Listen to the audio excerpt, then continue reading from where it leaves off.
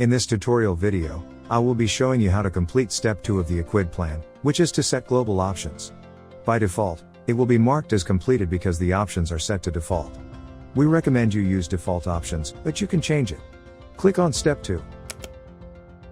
The first option is to combine shipping costs. This means that the shipping cost will be included in the selling price of the product. So, if you select combined shipping, you need to turn off shipping cost in your Ecwid store.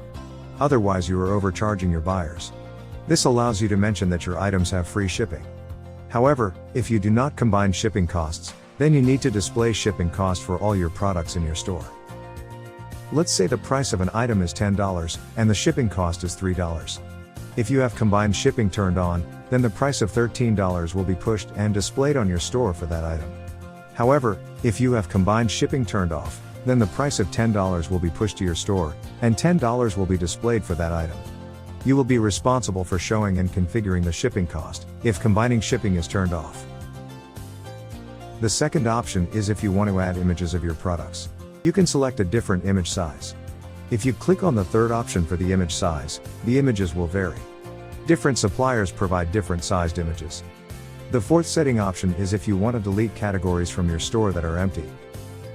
The upload retail setting allows the buyer to view the retail price and your selling price. This will allow your buyers to view how much money they are saving from purchasing from your store.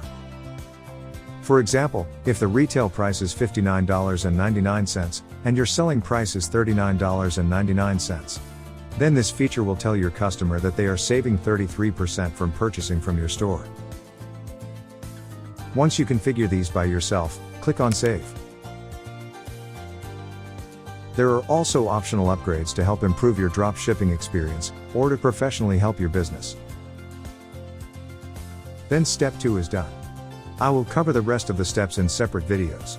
Thank you for watching, and don't forget to subscribe and like this video for future tutorial videos.